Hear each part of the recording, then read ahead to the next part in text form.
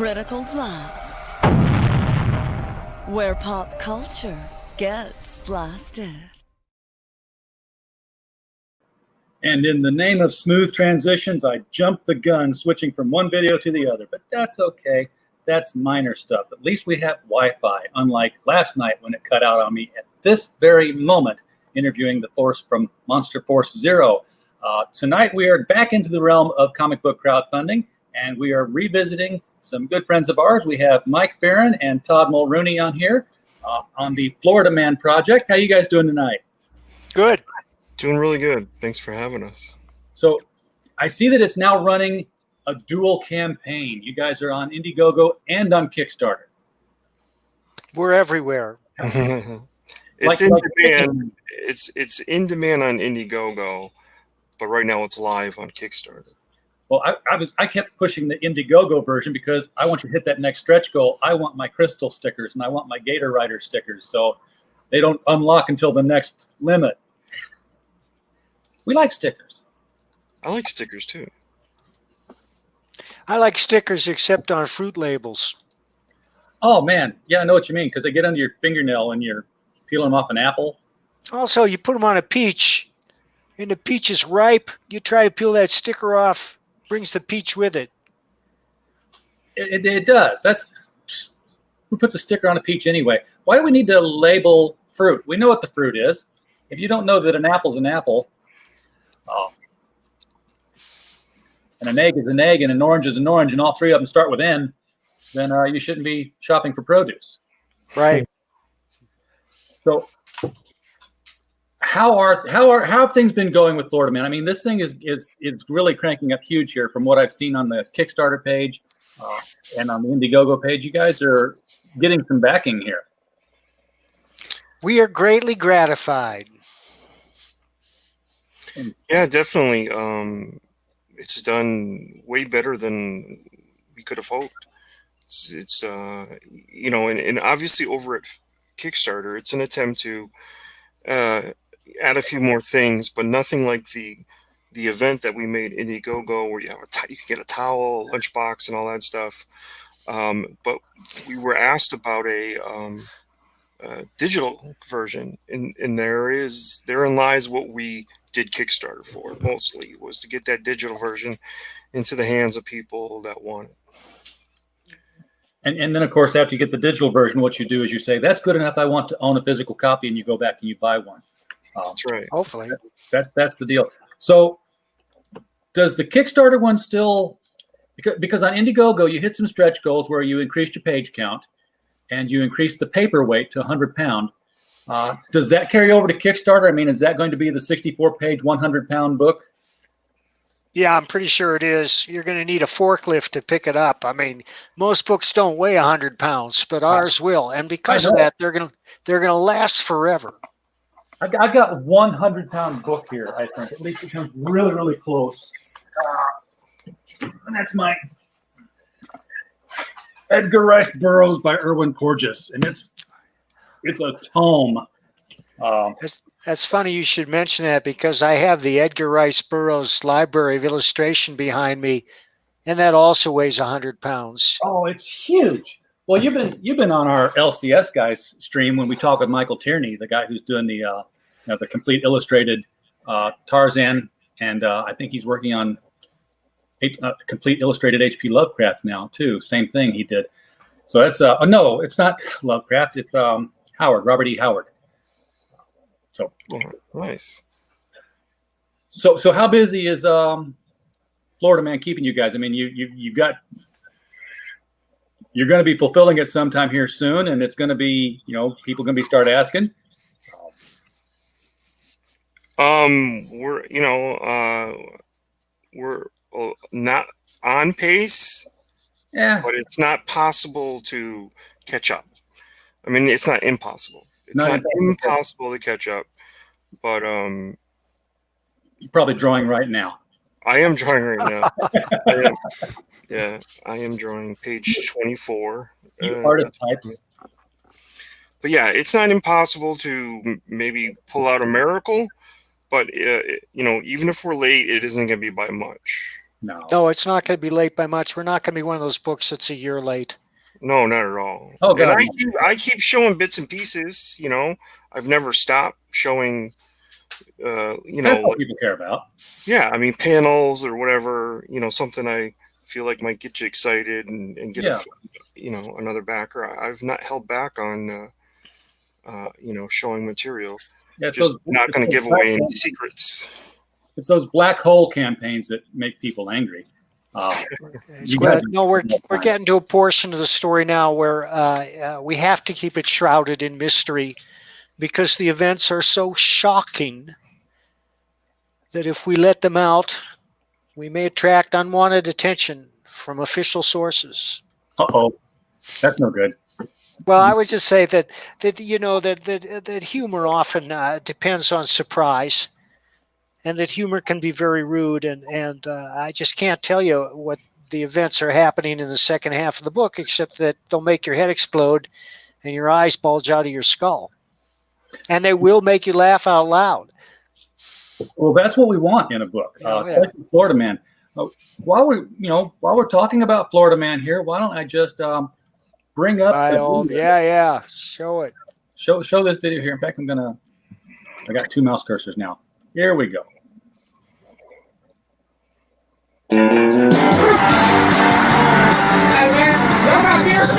You've seen the stories. Now, writer Mike Barron and artist Todd Mulrooney are bringing the quintessential Florida man, Gary Duba, to life. Gary's just a regular guy living in a trailer with his girlfriend Crystal, but he's got dreams, big dreams. He just invented house suspenders that will secure any home to the ground in rough weather. And now he's going to show them off on Piranha Pool, the TV show where venture capitalists and entrepreneurs pony up if they like your pitch. But when his gal Crystal gains notoriety as an infamous amateur wrestler, she quickly advances to the pro circuit where her greatest challenge is an angry Australian grappler. Follow Gary and Crystal on their extraordinary journey from rags to riches. To rags to riches, to rags to riches. All while dealing with shady lawyers, toilet snakes, wild gators, cheating hearts, feral hogs, and problem shoppers. Back Florida Man today and reserve your very own copy of the Florida Man graphic novel. We're bringing back funny books, y'all.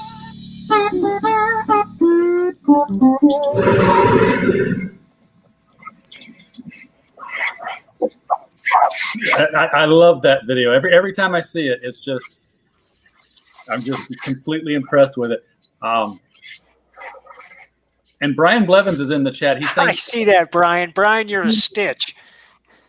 Can we get a baby? You can ship out baby gators, can't you? I mean, they sell them. Just poke holes in the side of your Gemini mailer so it can breathe on the way there. There you go. Hey, they're there for the picking up. If you go to Florida, they're by the side of the road if you want to pick one up. They're all over the golf courses. Yeah. I mean, I'm watching swamp people all the time, and there's everything there. So you obviously hit gold real quick on this one, largely because you already had the goal on Indiegogo. This was pretty much a baby goal just to get past it. Yeah. Well, some platform banned us, and that did a huge boost. I can't even remember what that platform was. I'd never heard of it before they banned us. Todd, do you remember what it was? Yes, it was Reddit, and it happened around day 11 of our Indiegogo campaign. And so one of Chris's friends, John Trent, wrote an article about what happened, showed some screenshots, and then that article turned into a few shows that covered it. Do the kind of shows that do expose. So you had Clownfish TV, Captain Frugal, and Heels versus Babyface, and they all did a show on what had happened to us, and it gave us a decent, I'd say, a 12K bump overall in the course of 4 or 5 days preceding the event. Nothing spreads information like an attempt to ban information. No kidding. today, I don't know if you guys were aware of the Twitter controversy, but I guess there was a New York Post story. The New York Post. We're not talking about the World Weekly News, and we're not talking about InfoWars. We're talking about the New York Post. And anybody who tried to post the link to that story in Twitter instantly got rejected by Twitter, being told that this link had been was offensive or wasn't fact checked. And that just, made people copy it all the more, really. We're aware of that. I know I certainly took screenshots of the whole article and said, okay, well, here, ban images then. It kind of reminds me of, not to put too much of a religious spin on the thing, but when the Christian church was first persecuted back in the, early days, all it did was just spread it around. And as everybody fled, they just took it with them. It's like smacking your hand on a pool of water, just splashed it everywhere else. Yeah, I wish we would get banned by more platforms. Yeah, there you go. Well, not too many more, because we kind of need you out on there on Twitter, Mike. Your images that you throw out there usually come right at the right time to brighten my day sometimes. Particularly the one you sent today with a Florida woman who loves Florida man. that Amy Comey. Oh, yeah. I just posted that on your Twitter feed there. If you want to put that up. I took advantage of the same thing. Do you think that when she held that thing up, that she's like, I'm holding up a blank sheet of paper, they're gonna meme the hell out of this online? No, I don't. No, I think she was just showing them her notes, because they were convinced, of course, that she'd cribbed and prepped extensively for this interview. Well, it's not like it's the first time that this has happened to somebody. Almost anytime anybody holds up a document, whether it's any of the past couple of presidents, it always gets memed. Yeah, it always gets that Photoshop treatment. I'm trying to dig through my Twitter timeline here so I can find your tweet, and there it is. Okay, so now I can show it. Well, you know what I'll do is I'll just drag it over here. Boom. There. Show it. Yep. So, she's from Florida. She loves Florida man. I think that should be your Twitter banner for a while. That's not a bad idea. Go ahead, Mike. Except that would get me banned on Twitter if I changed my banner to that. You think it would? Might. I had her holding up one of my books, so I think everybody. Right. Yeah, early on, when we first pumped out the Indiegogo, I had a lot of these things that I had done. I created, people holding up a book, and I put our book in it. The Pope holding up. He wasn't holding up a Bible, because I decided I wasn't going to do that. But he was holding up a book, like a novel that he was showing to everyone outside of the St. Petersburg or whatever. And I put our book on it and stuff. But those were the good old days when I was marketing a few things every morning, And they don't take long to do. They don't take long at all. Yeah. I do everything in PowerPoint. Which I know is a poor man's Photoshop, but it gets me through everything I do. Every banner I make for all the overlays I make on StreamYard, they're all PowerPoint slides that I just create. Yeah. I was laughing because as the video went by, I don't know, the last time we had Florida Man on, I took Gary riding the gator and made that the top banner. This time it was just easier to take Crystal in the cheerleader jump, and it just seemed like every panel that came up from the video, she was in the most inappropriate spot. She's easier to take. But don't douche. Yeah, okay. I was going to ask you. You mentioned a story point in the video, and we've talked about it before. But I never really got to ask too much about it because I didn't want to spoil too much. But it sounds like she accidentally becomes a star when she's doing the wrestling thing. Oh yeah. You won't believe it. So is she involved in that fake wrestling where they tell you what to do, or is she involved in the real stuff? Well, it's a combination of the two. They say there's a script, but sometimes people just lose control of themselves and do what they got to do. Well, we're getting love for you guys in the chat here. Thank you, Brian. How to Win TV says, "Woot these guys." Brian says, "You guys rock." So yeah, and go back Florida Man. In fact, if you go down to the description below here, you're going to get 2 chances to back Florida Man. You can go to Kickstarter and back it there, or you can go to Indiegogo and pick it up in demand. And I'm looking for still got 18 days to go on the Kickstarter one, which means that when you back it, write it out of your checkbook right now, because it's going to come out in 18 days. That's the one thing that always gets me on Kickstarter. I've got Kickstarters I've backed, and then I've got sticky notes. I always use my PayPal. I don't use my checkbook because I don't keep that much in PayPal, just enough to buy comics with. And I keep sticky notes that says, make sure you have $12 in PayPal on this day. Oh. I mean, it's right here. $12 in PayPal on October 30th. Very nice. That's when the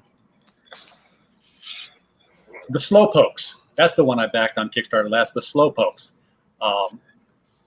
It's about killer sloths, and they become fast. We had him on the show. It's a fun book. It was enough for me to back it. Of course, I have backed Florida Man, and I cannot wait to get and review my copy. That's the whole thing about this format, right? Crowdfunding and stuff is you end up with a lot of anticipation. You created this event. It goes live. It creates buzz and generates talk and stuff. And then now you get to a point where that kind of lulls a little bit.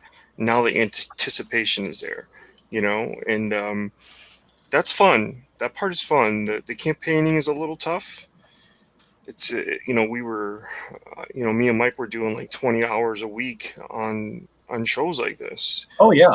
And you try to be up. You try to be enthusiastic. I'm not so much because I haven't done a show. Like when we were doing them every day. But I haven't done one other than my normal Wednesday show with the pontificators, which is just relaxed and we talk about comics and stuff. But yeah. I haven't had to be up. But eventually you got to do the work, Right. That's the not so much fun part, I guess. I don't mean to be sleepy or anything like that. I'm just in the different mode. I'm not in campaign mode. I'm in sort of crack the whip and get it done, Todd. And this crowdfunding thing, you it's like rooting for a football team. You're not doing anything to carry that football over the goal. You're not doing anything to block those people. But damn it, you're involved and you feel like it's your team and you're doing something. And just by tuning in and buying the jersey, you're helping them get the victory. You're helping out in your own way. It's shaking back. It's shaking back. I help. That's true, because it's all about the engagement. We're not just here selling a comic book. It's really not. It's something from the very beginning. I always said it's more of an event. It's more of a, you're getting to talk to guys like Mike Barron. I mean, he's a legend in the industry. Absolutely. And we're going around and we're doing these things. It's almost like press junkets in a sense. Sometimes you're asked the same question and sometimes you're asked really bizarre questions. But it's fun because this is a fun book. So it does lead to a little bit of fun. I had a great time on some of the shows that I went on, and some of the people actually kind of took me by surprise with how good their presentation is. So a lot of people, the more you do it, the better you get. I recall back in 2018, way back. I want to say it must have been 17. It was the year we had we have this annual award show at criticalblast.com where we have the best movie, best TV show, best comic book writer and artist, just 3 separate awards. And it's all reader suggested. It's all reader voted on. And Ethan Van Sciver won best artist for that year. Now, he won it for his work on Hal Jordan and the Green Lantern Corps because that was what had been published that year. It had to be something that, had been done that year. And we did a little video presentation with him where, I did my video and gave him that part, and then he did his receiving the award video.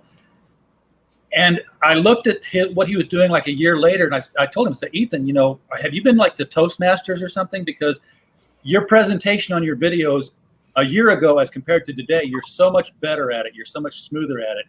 And it's really just one of these things where, you fake it until you make it. You pretend to be this personality on YouTube that knows what he's doing until you become this personality on YouTube that kind of sort of knows what he's doing. Yeah, I get what you mean by that, because early on, when I first started getting involved with CG and things like that, I too was doing YouTube like every day, and it got to the point where like I realized I can't do that and get enough done. You just can't. It becomes almost like a job. So you kind of need like a wing. I would rather partner up with somebody and be their wingman, and instead of me doing it every day. But you're right. You do create a base. You start getting, you got to find your sort of niche. You don't want to just be a copycat of what other people, or regurgitate whatever other people are saying all the time. I've seen shows like that. I've seen shows like that even get popular, which is surprising that they're just regurgitating what the bigger show is doing. And so, I just found it, to me, that it was just a lot of effort, a lot of work that I wasn't into. Yeah, it does become a job. And I mean, sometimes I go into them knowing what I'm going to ask. And sometimes, I'm just like tonight, I've talked with you guys before. I'm comfortable talking with you guys, but dang it, what more can I ask about Florida Man that, we haven't already talked about, that we'll just talk about for the sake of, the new audience people coming in, obviously. But, it's a chore a little bit to try to be interesting and engaging on my end sometimes. And Mike, you're on YouTube quite frequently, and we always appreciate you jumping in on the LCS Guys show and then our open mics, because I can't do a show when it's just me. I can't do it. I've tried. I'll do an open mic, and if nobody shows up, I'm done in 10 minutes. It's not going to be any fun. Well, I got to learn how to do this so I can host my own shows. I do have a YouTube channel. I'm trying to be more active on that, where I mostly discuss writing. Having guests is the best way to do it. So, just call your cohorts up from people you've worked with in the past and say, hey, let's talk about how we did this book. Let's talk about how we did that book. That's a real good idea, RJ, and I'm going to get on that.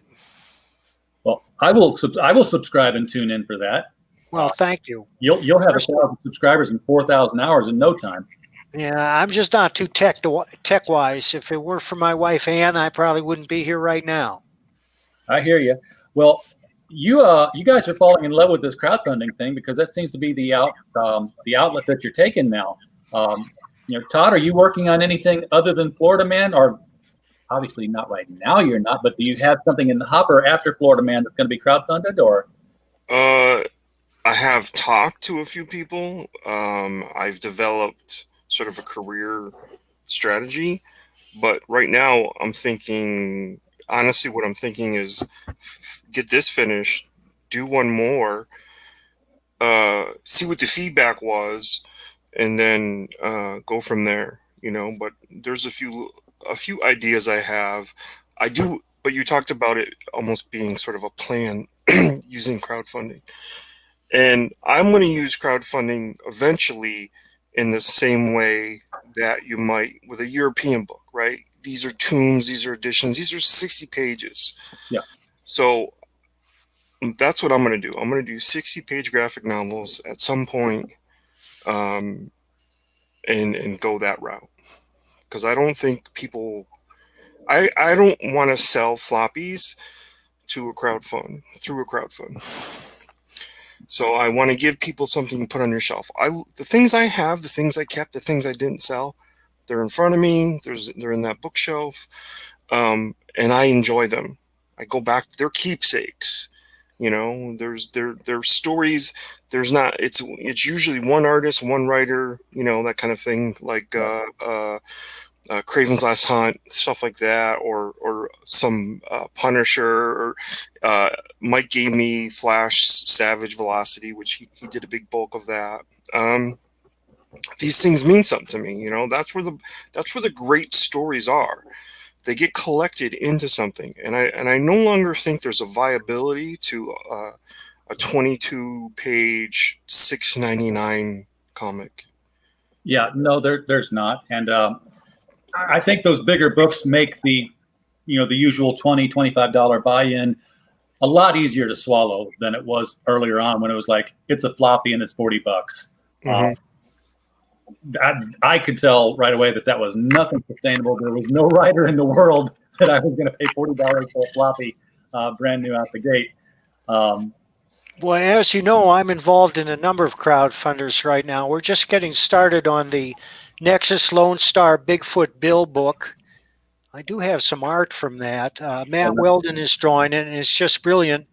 And Kelsey Shannon is illustrating a brand new Nexus trilogy, which is coming out from Splato Comics. It's part of the Impossible Stars package. Yeah, I've seen that, and that's it's an add-on, or it's a tier that they can buy where they can get both the Impossible Stars and the Nexus book. How did you and Richard get together and work on that? I mean, did he contact you? Did you reach out to him? He reached out to me. He's a big Nexus fan, and he said, Mike, I'd like to do a 3-issue Nexus series with you, and I'd like it to have the flavor of The Mandalorian. I had never seen The Mandalorian. I have never seen The Mandalorian, but I've had it subscribed to me, described to me, and I knew what he wanted. He wanted something that was a bit of a Western by way of the spaghetti Western. Yeah. So the first issue is a very spaghetti Western flavor to it when Nexus goes to a frontier planet to try and retrieve a kidnapped child. The series is called Triplets. It's about 3 triplets who have perfect telepathic communication among them. And because of that, it makes them very valuable to interstellar crime cartels who can communicate with each other instantly across vast distances.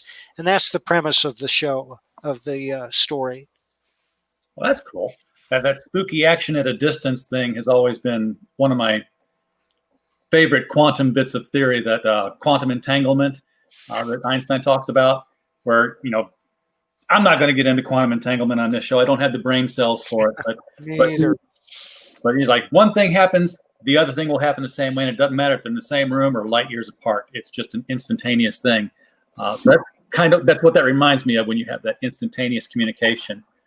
And I do have one other project in the works. I'm going to show it to you. It's explosive.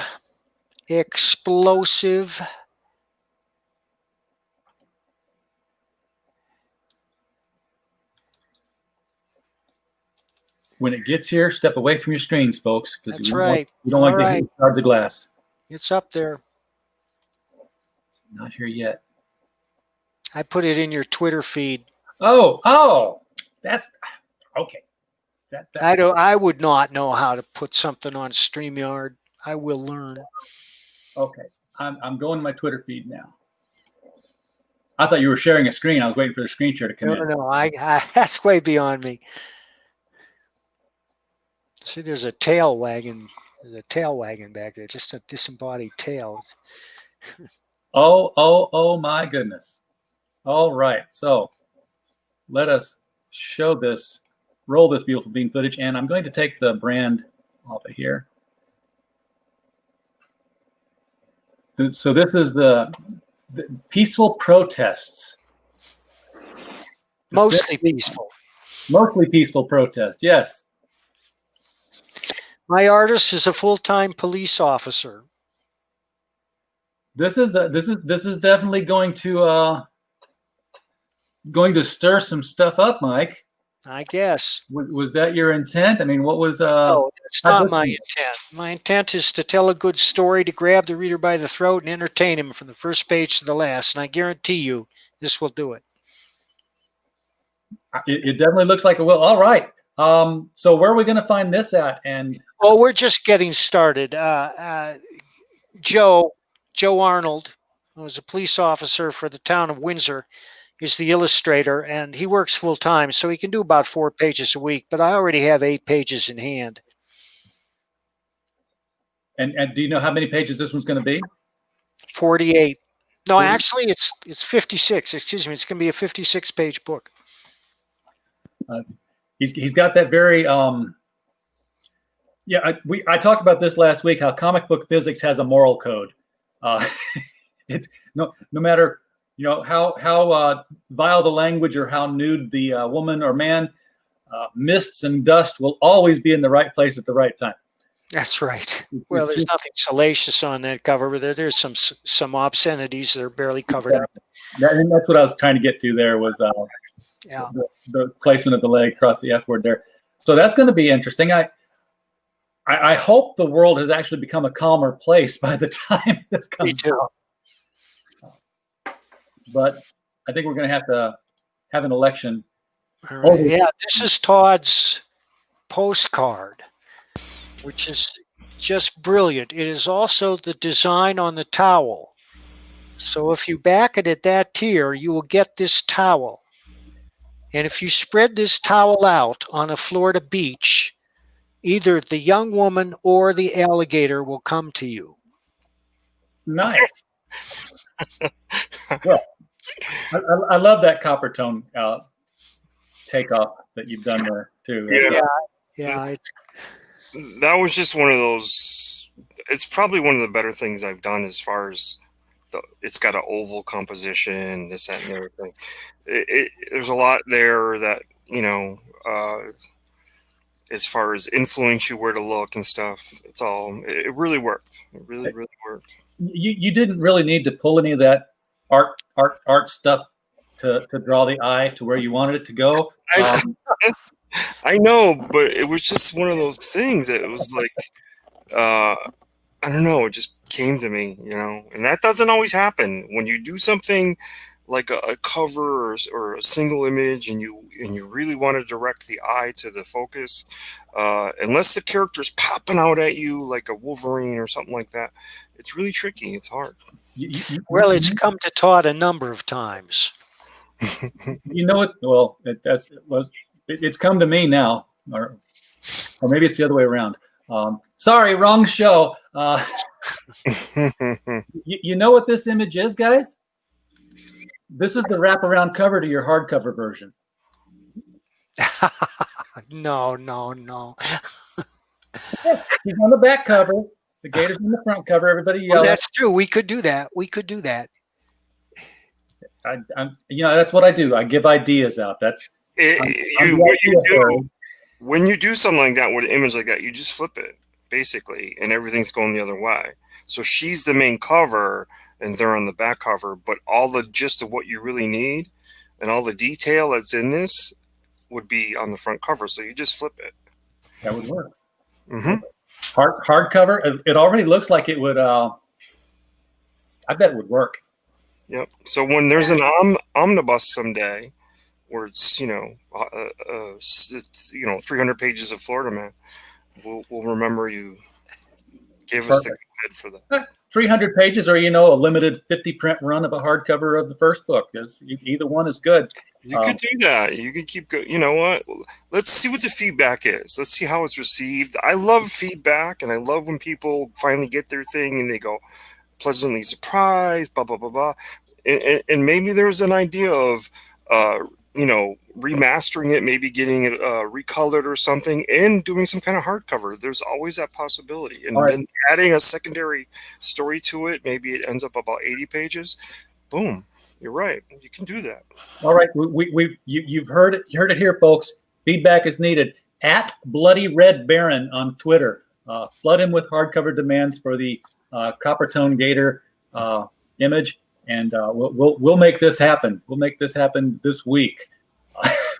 I'm putting up one other page, which I think is notable.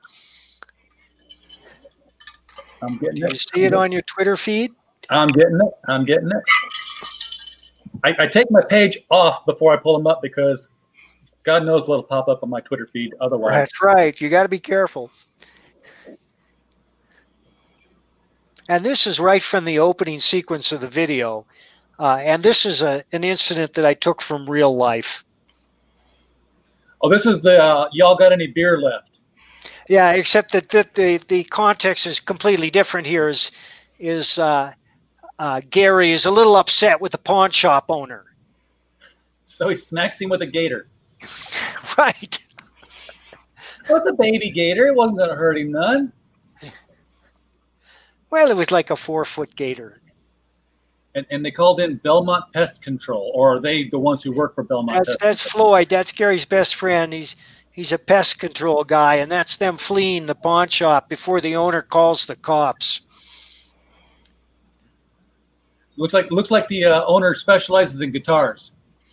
Well, he's got a lot of guitars. Have you ever been in a pawn shop? They are filled with guitars. Yeah, it's what if I go to a pawn shop, it's the only section I really go into.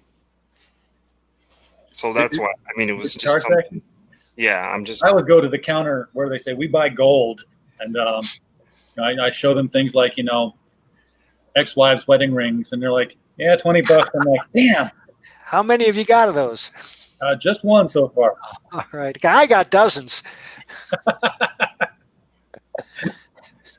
I go to the gun counter. Oh yeah, yeah. Just looking. So you mentioned this triple crossover thing you've got going on with Bigfoot Bill and Lone Star. Who first pushed that notion and got you guys together? Well, Mike Miller and I have been talking about it for a long time. And one day Mike said, well, how would you like to do a Nexus Lone Star Bigfoot Bill crossover? And I thought about it for a minute. And Nexus has had some strange encounters, and we have characters in Nexus that are obviously inspired by Dr. Seuss and Hanna-Barbera. So It wasn't that big a stretch to have Nexus meet Bigfoot Bill. In fact, he would be nonplussed because he's met his type before. Like we have a character in Nexus called Clone Zone, who's a lounge lizard. He's a talking intelligent alien lizard who does stand-up comedy. Mm-hmm. Nobody thinks he's funny. I think he's funny, but he persists nonetheless. I was going to say that Bigfoot Bill would be a good, not to tell you where the story's going, because I know you've got your own idea on that, but he'd be a good counterpoint to Judah the Hammer. Well, the story's written, and Matt Weldon is illustrating it right now. And I do have a cover that Kelsey did for us, which I will show you. Oh, beautiful, beautiful. I'm at the ready. Where is it? I'm going to have to hang on, boys. Hang on. Got to talk now.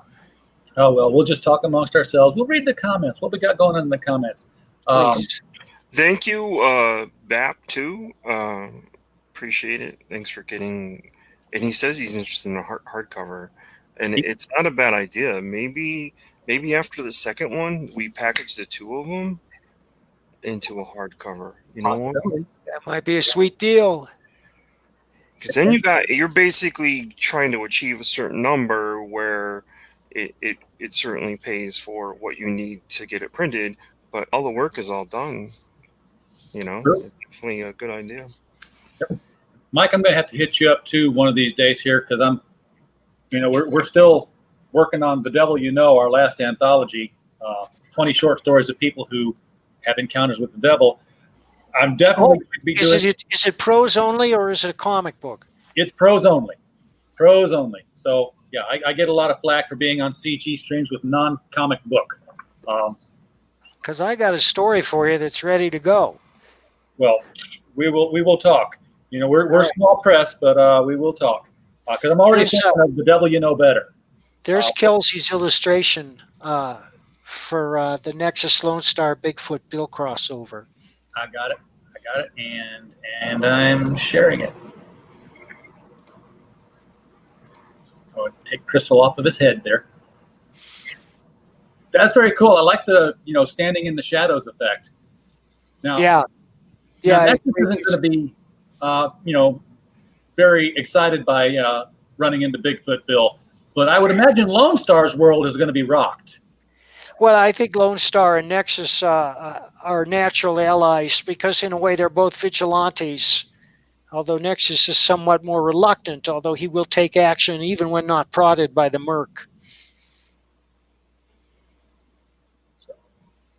I have not read Bigfoot Bill. I've seen a lot of the artwork, and I don't know where his mouth is. I don't Well, know. that's his mouth, but he's wearing the Kraken. See, the Kraken is his shirt, so that's why you see a face on his chest. And the name of the story is Let's Get Kraken.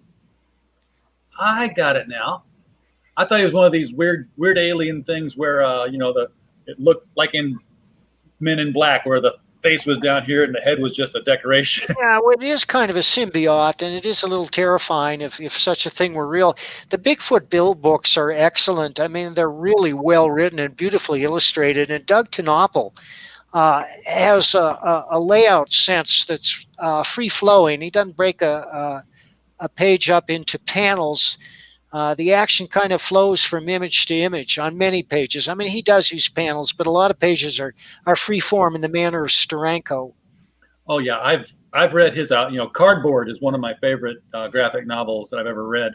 I'm trying to think of the other one, of the ones I've gotten from mostly from Scholastic.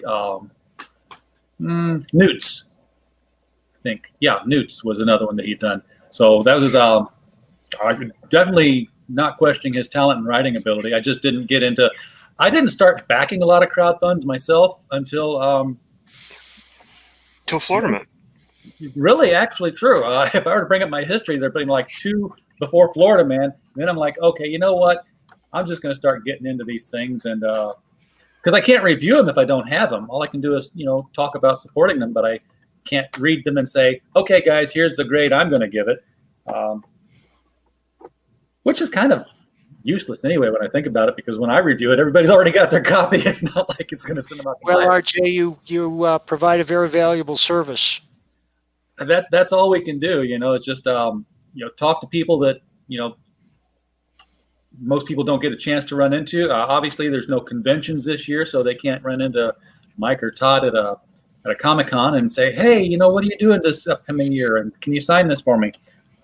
YouTube is giving us a way to talk with you guys and find out what's going on and what's coming up. We're moving all the Comic-Cons to Fight Island in Dubai. Yes, let's do that. I would go to Dubai for a Comic-Con. Oh yeah, Dubai looks beautiful looking city. Very, very sterile. Very very clean. Yeah. And the buildings are very, very tall. Apparently. Yes, they are, but they're beautifully designed. Yeah. Their museum, it looks amazing. They have this beautiful. It's like almost the inside of a whale, kind of quality. It's very cool. Oh wow! Didn't they shoot one of the Mission Impossible movies there? Yeah. Yeah. I think that was Tom Cruise was. That's right. Crawling outside the skyscraper. Tom does his own stunt, so I expect that he was actually 150 stories up in the air when he was doing it. Dubious. But I have that movie. It's a good movie. I mean, those movies move. I know that BAP2 was just telling us the first crowdfunded book he did was Dr. Alpha, which I think is Literature Devil's book. But BAP is one of my favorite chat people here, because when we have a new book on, BAP is like mortgaging his house, because he's always backing books we have on here. Thank you, BAP. The crowdfunding, I wouldn't be surprised that you don't see like Marvel create its own crowdfunding platform. We always see Dynamite doing it. Well, they're using Indiegogo, but I mean, as far as like, we're going to crowdfund and none of them, it's like in-house, keep all the money inside. The Indiegogo is not going to get any Kickstarters. I wouldn't be surprised if you don't see that somewhere down the line. You really think so? I mean, it'd be like a Marvel.com/crowdfund and say, hey, we can get you this Incredible Hulk 300-page graphic novel if you all give us money first? It's not just about the graphic novel, and I think they'll see that. And I think what we see is somebody very smart who's doing, he's like ahead of the curve. Like, you buy this box, you do get that graphic novel, but inside it is a fun cover. It's all this stuff. That's why I think they'll do it. Not just to get the books out there, but to get you to buy a box for $200 that has about $60 worth of product in it. Oh, Loot Crate. Basically, that's what I think you'll see. A mobile Loot Crate. Now, this would be a book that you could only get in this box, right? So that would give it the limited value. Yeah, you get Dale Keown to draw a Hulk book.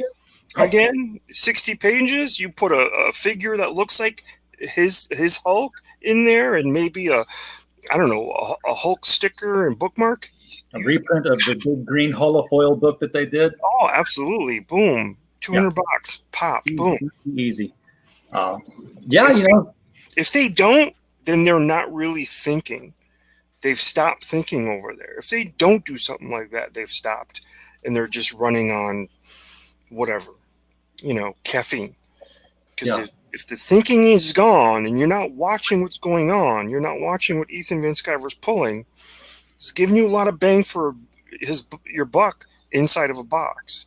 If they're not watching that, they're crazy. Yeah, I mean the Bigfoot Bill boxes, the Cyberfrog boxes. Yep.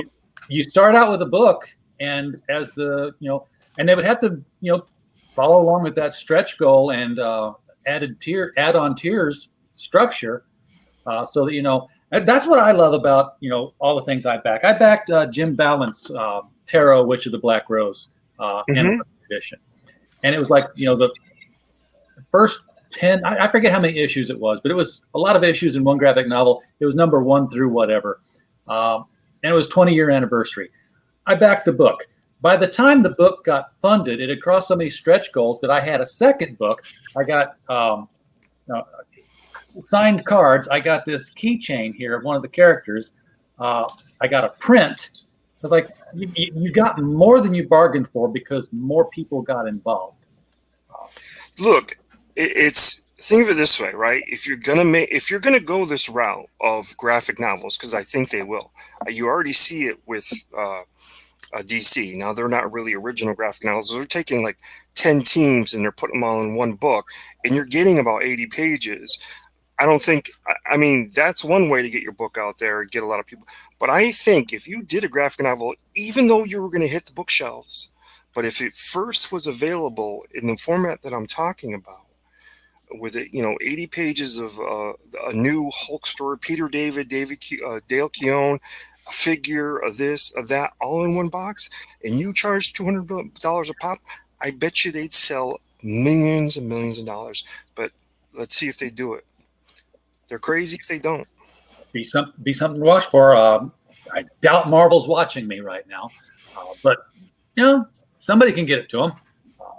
I had not really thought of the and which is crazy because I know that Dynamite's been doing using the Indiegogo campaign for Billy Tucci's Miss Fury, which is just going gangbusters. So I can't imagine that. It's got to be. Look, it's got to be more than just a cover. By the way, I'm not talking about. I see Dynamite, a Louis Perillo cover or a whoever cover. Oh yeah. That's just silly nonsense that'll eventually fade. That's a vanity art. Really put a statue in a box with a graphic novel of Vampirella. Maybe use some of that Hughes artwork that he did in the 80s, where she was kind of sitting on a casket or something, and turn that into a statue. Bam, 300 pop, easy. Oh yeah, that Art Germ statue they just released, that is glorious. I mean that's I would sacrifice children to that thing on an altar. It just looks that good. So, and that's neither here nor there. But that answers your question about are we doing this? Why are we doing this? And we're going to continue to do this? Yes, because the stores won't be there. And that's the other thing. Yeah, I mean crowdfunding at this moment doesn't help the stores a whole lot. I know some people do a retailer tier where they're like, hey, get 10 copies, save on shipping, it'll be a reduced rate. But it's still nothing yet where somebody has crowdfunded a publishing house with a distribution arm. That's got to come somewhere down the line here if somebody gets really successful with their books. By the way, if there's any retailers listening, contact us. We did do a retailer coupon tier thing where we sent out an email to every Florida store because we knew they were hurting, right? And said, you can get in at the same discount you get with your distributor, which is 40%. You can buy our book at 40%, and they're hurting, and maybe they don't do it today, right? Maybe they got that email and said, well, we don't have the money to do this for Florida Man, and that's fine. But they'll remember us, and when they're not hurting and we're willing to offer them again, they'll remember that we did that, and they may do it then. So you have like a secret tier then that they would be able to follow through on and order them.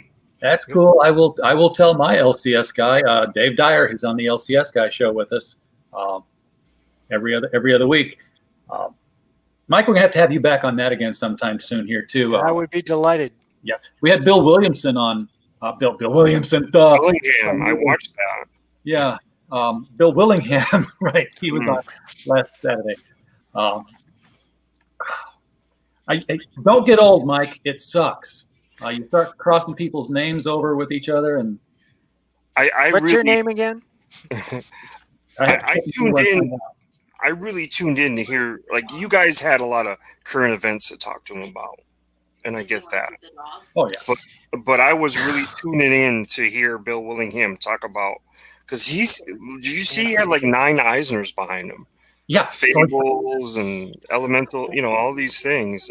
He's an incredible writer, and I was hoping to glean something from him, but it was really a really good interview, but it really kept the sort of current. And Anne wants to know if you want to see the dog. Of course. Everyone. Wants to see a puppers. Okay, we're going away. He's like, why is it about cats and dogs? They know where the camera is because they will specifically not look at it. Well, I could smear a little food on the camera, and then Freddie would be intensely focused. Oh, and then we'd get to watch him lick it off the lens, and then it would. Yeah, I could just put a treat up here, just a little treat up here. But yeah, we didn't really get into talking about craft much. Yeah, I was looking for 2 hours. I know we kill it in an hour. Craft? You mean how we do what we do? Yeah, exactly. Well, this came about because I wanted to do a Florida Man comic, and I wrote 5 scripts. And when I realized I had done the 5 scripts, I had a very detailed outline for a novel. And so I wrote the novel, and my publisher snapped it up. And Todd did that cover, and the publisher saw the cover and says, I want that for the cover of the novel. And it's by far my most successful novel. There's a sequel out now called Hogzilla, which they use the same cover for. It's a great cover, but my publisher and I had words over that because it caused a great deal of confusion because the 2 covers are almost identical except for the title. Right. Exactly. You can't use the same cover. When I showed you this one earlier here, you see how he's holding the contract rolled up in his fist there? Yeah. I'm going to when I talk to I got the fist right there. Wrong hand. I don't know. When I get hold of the people who did the cover, I'm like, okay, it's going to be The Devil You Know Better. I want you to take that same artwork and I want you to go like this with the hand. So he's holding the contract, but he's got 2 fingers held up because it's book 2. Not bad. Look at you with the design work. I tell you, I cannot do anything. I have bricks for hands that have no artistic talent, whatever. Matt Diesel draws better figures than I do. If I try to sit down and write, Mike's laughing. Mike, of course, you know who Matt Diesel is. Feasel the Weasel. Yeah, but I always get the brainstorm ideas. What I need is who is the guy who did CrossGen Comics? Mark Alessi. What I need is a pile of Mark Alessi cash, and then just farm it out to people who know how to do what they do, and give them my idea and say, do this thing. Like Me too. Like Mike, I was talking with some crowdfunders over the past week here, and I was talking about doing the trading cards. And I had this idea that if I could find somebody who was a game developer who wanted to do a basic core set of cards like Magic the Gathering, just, here are the rules for, powers, resistance, whatever it is that you do in a game.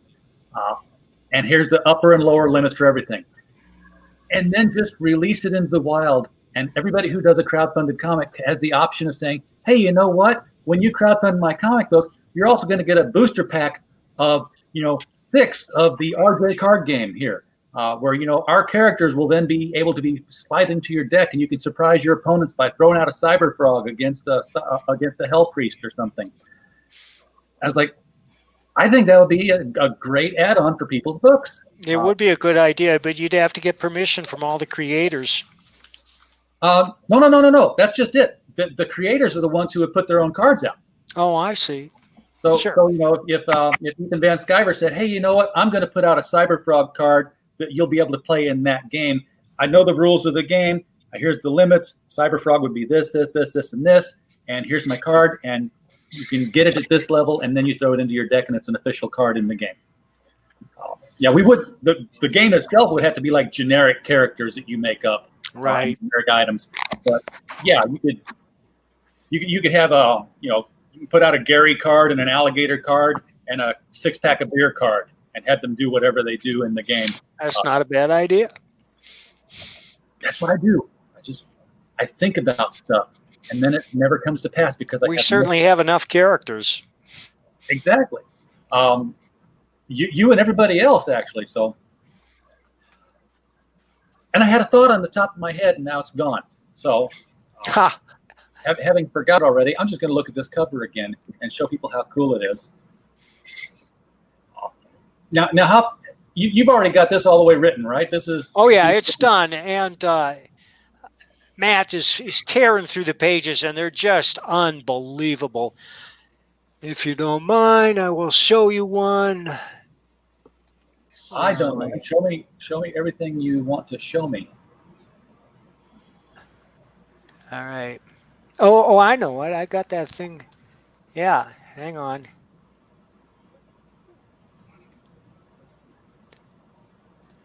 I don't know what I ever tugged on before I grew this goatee. I don't know what I did with my hand, because now I'm like all the time just sitting here like thinking. Depends on what time of night it was. I haven't gotten into right. smoke yet, but this is Matt's design for the wraparound cover. It's not colored yet. You can imagine what it's going to be like when it's colored. See wraparound covers. We're thinking the same thing here. That's some gorgeous line work. Yeah. You can even see in Lone Star's eyes there. He's like, what have I gotten myself into here? This is not my world. Now, hang on a second here. Mike? Yeah? This is a Nexus Lone Star Bigfoot Bill crossover, right? Yeah. Who's riding on the back of that Triceratops? Who is that? What's he doing there? All I can say is he's in the book. He's in the book. He's in the book. All right. Now I'm definitely hooked. I'll be backing that the moment it gets announced. Well, thank you, RJ. I'm a huge Badger fan from back in the day. In fact, that was our first interview we did back when I was living in Motel Hell in Texas. We were talking about Remo and Badger and kind of comparing them against each other and stuff. Remo Williams? Yeah, Remo Williams, the Destroyer. Are there other characters who are going to make these kind of cameo appearances? No, that's the only one. It's not a major appearance, but it's a very important appearance.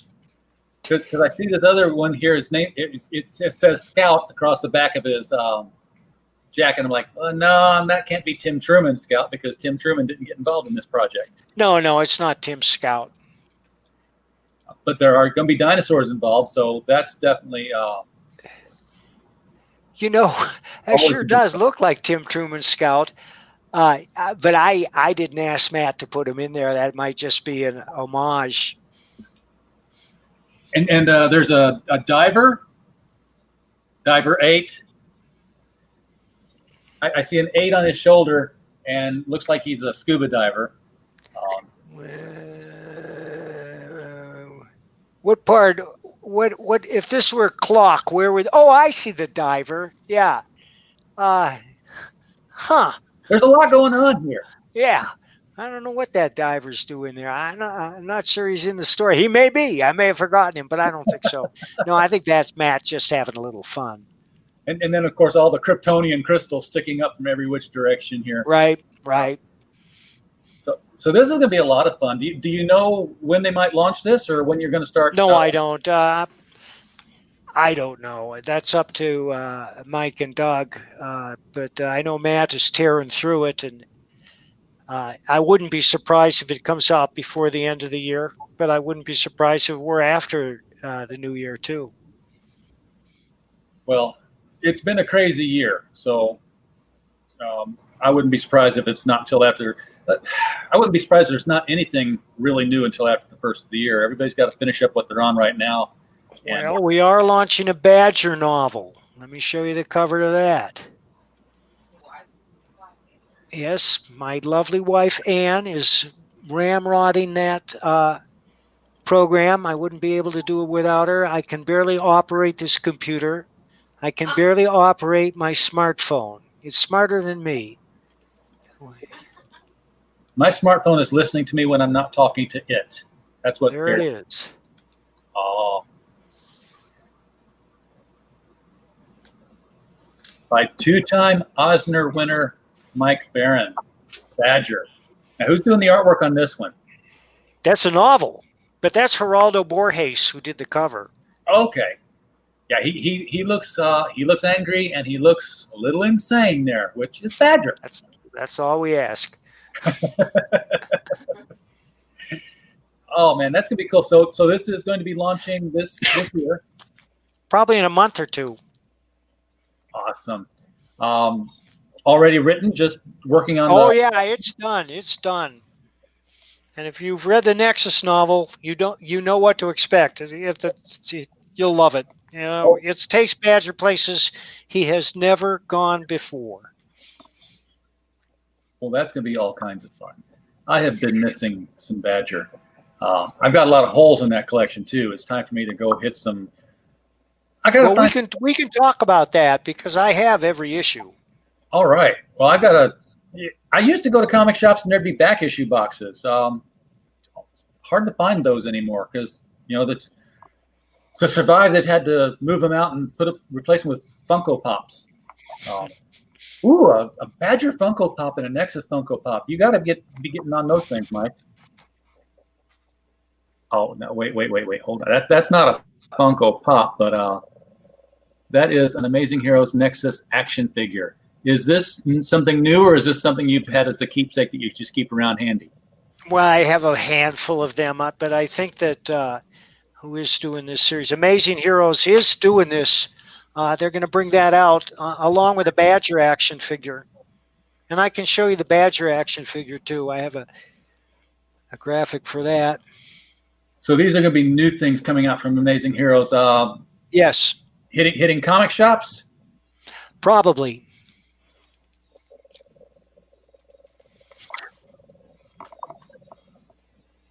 Okay. Everybody's going to want to get one of these. I wonder if I can make that any bigger. Let's fill the screen with some Badgerness.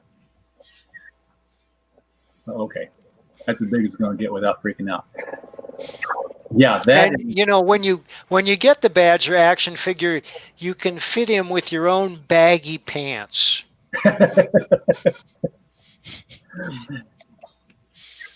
Oh man, that looks awesome. I'm glad somebody's doing action figures of these guys. I'm getting tired of the Funko Pops all the time. Yeah, me too. They all look alike. Let's be frank. They do. You be Frank. I'll be RJ. All right. Now I probably made my screen over here too large to. Oh, holy cow! I'm at 500% to do that. Let's bring it down to something more sane. All right, so launching a Badger novel in a couple of months here. About a month. And no idea what I just clicked on there. Oh, I'm way up in your stream here, and you sent me these pictures a while back of the Sword of the Black Rose. Oh, yeah, that's a novel I wrote that'll be coming out next month. And was it Sword of the Black Rose or Curse of the Black Rose? I got Curse of the Black Rose. and Legend. All right, so that let me show that picture too. It's all Mike Barron tonight. So that's another novel, prose. It's a Western. I like the look of her. I like masked characters, but I kind of grew up on that. I grew up believing that superhero was a viable job choice when I got older. I didn't stop that until I was about 40, I think. and then only because I got winded when I started running after little ones. Like, running after bad guys is going to give me a heart attack if I can keep up with the little ones. All right, so we have reached our hour point here. As a reminder, the main focal point was Florida Man, still is Florida Man, and it can be backed on Kickstarter, is in demand on Indiegogo, and both of the links are in the description below. We encourage you to go out there and back it if you have not already. We're still talking about the Diver on the crossover book here. Diver and Horse. I see what Robert wrote. It's grim. Oh. Ouch. You were Robert. You were on the scene of a Dexter episode, I believe.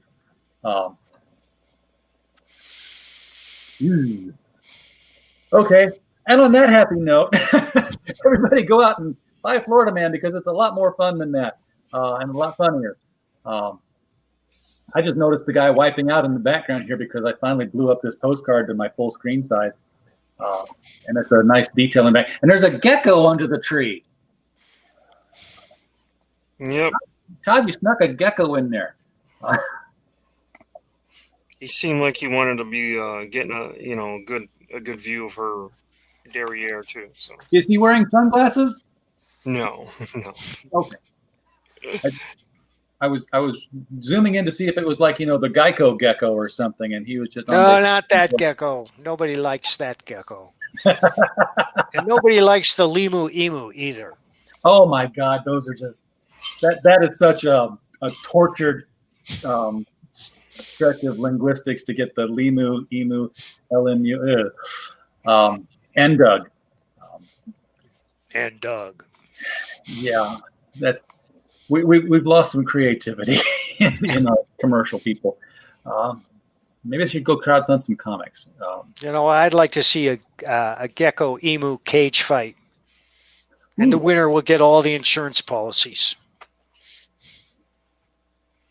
We could. You remember that Celebrity Deathmatch show that was out 20 years ago? Yeah. Claymation? Yeah, that would be a good candidate for that.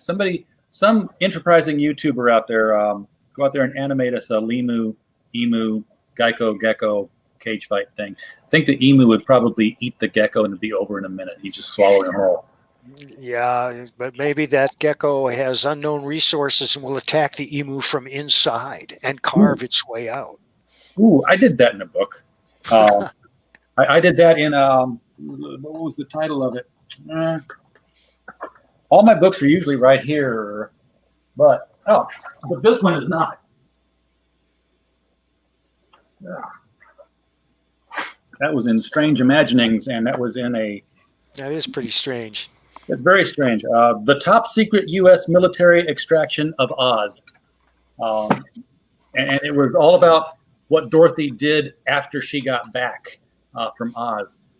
And she joined the Navy in World War I is what she did. And she,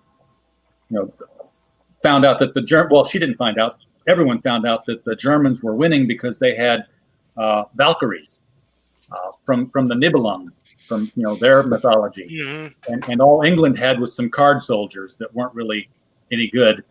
They kept getting sliced up. And Dorothy, went and told her higher ups, I know where there's some stuff. And she, takes the boat. She doesn't captain it. She's just on the boat to Australia, top secret mission. And they get some flying monkeys to go after flying Valkyries. So but basically there was one guy who wouldn't believe that this whole thing was real, and he told his men, he was a gunnery sergeant, he said, I'll believe in the magical land of Oz when monkeys fly out my ass. And we get the picture. Yeah, marmosets. Apparently there's all kinds of monkeys that have wings. They weren't all just chimpanzees or whatever they were. Boy, we're just taking it dark at the end here in all kinds of ways. So, guys, I'm going to let you go. I'm just rambling now. Thanks, RJ. You've got more better things to do than hang around with me. So, Todd, thanks for coming on. Can't wait to see more of the work show up on your Twitter timeline here. Mike, we will see you again soon. We'll talk about that, getting all three of you guys on for that crossover. Okay. Discuss that in a larger live stream with everybody. All right. Everybody in chat, we thank you for showing up as well. Take care and have a good night.